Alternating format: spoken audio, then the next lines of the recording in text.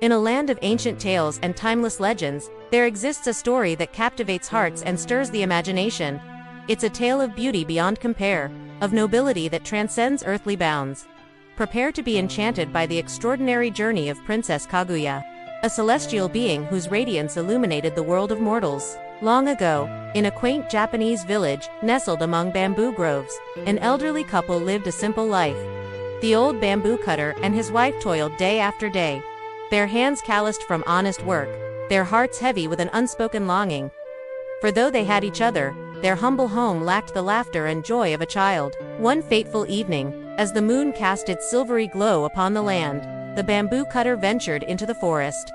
Among the towering stalks, a peculiar light caught his eye. Drawn by curiosity, he approached a glowing bamboo stem, its radiance rivaling that of the moon itself. With trembling hands, he split the stalk open, and there, nestled within, lay a tiny girl no larger than his palm. Her skin shimmered with an otherworldly light, her eyes sparkled with the wisdom of the stars. In that moment, the old man knew he had been blessed with a miracle.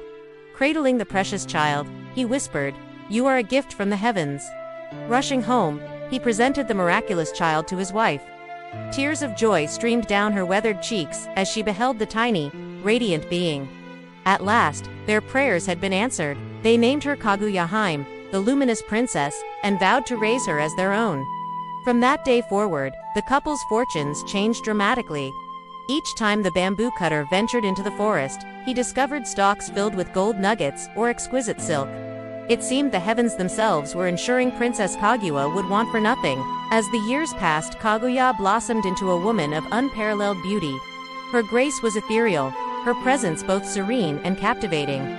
Word of her extraordinary allure spread far and wide, reaching the ears of nobles, lords, and even the emperor himself. Soon, suitors from across the land flocked to their once quiet home, each vying for her hand in marriage. But Kaguya's heart remained untouched by worldly desires. She had no interest in wealth or status, nor did she wish to be bound by earthly attachments. To those who sought her hand, she issued impossible challenges. Retrieve a jeweled branch from the mythical island of Horai, fetch the Buddha's legendary stone begging bowl, bring a robe woven from the fur of fire rats, find a flawless jewel from a dragon's neck, or capture the elusive swallow's cowrie shell. The suitors, blinded by ambition and desire, set out on their quests. Some returned with clever forgeries, others admitted defeat, and many were never heard from again. Kaguya's eyes, though filled with sorrow, remained resolute. She wished no harm upon these men, but she could not allow herself to be claimed by shallow pursuits. Even the emperor, captivated by her beauty and grace, came to see her in person.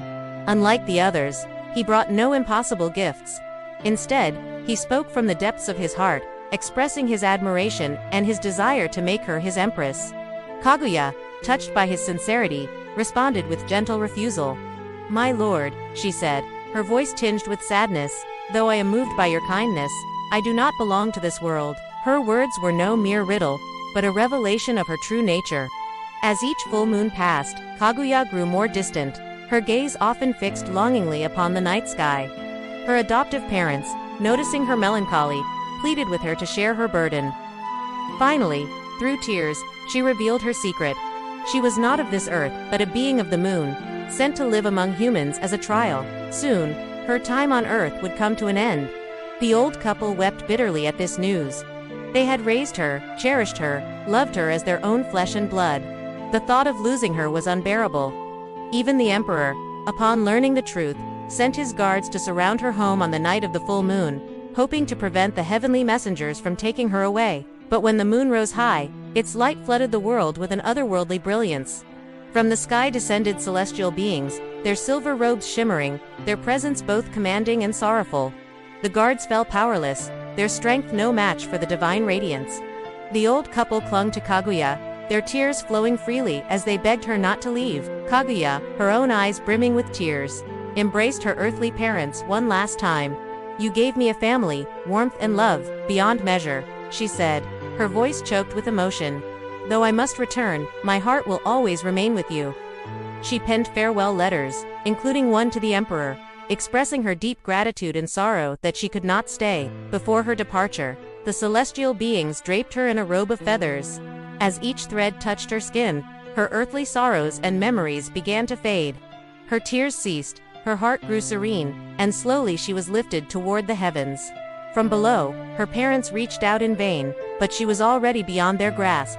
The emperor, upon receiving her farewell letter, was overcome with grief. In her final message, she had entrusted him with a vial of the elixir of immortality.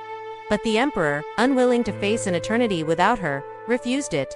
Instead, he ordered it to be burned atop the highest mountain in the land, so that its smoke might rise toward the heavens, carrying his undying love to her.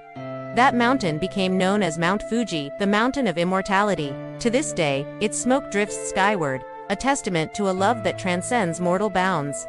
Thus concludes the tale of Princess Kaguya, a story that speaks not only of beauty, but of purity, nobility, and the bittersweet truth that some loves are not meant to be possessed.